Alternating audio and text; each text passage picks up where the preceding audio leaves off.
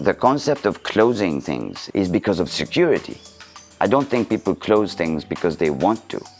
I think people close things because they have to. And on Bird, we don't have to.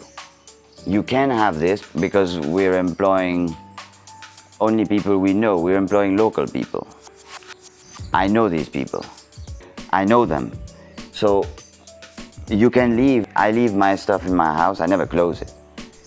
I leave my phone, I leave my iPad, I leave whatever. I leave everything. So the design is because we can. We give you a safe, it makes you feel a bit better. You got something very special, you put it in the safe. But the reason we don't close it is because we don't have to.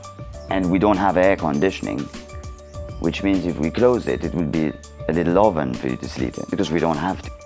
On the contrary, if you did not want birds to come in, you would have to close it. And you can put everything, you can close a bit, but they go through there.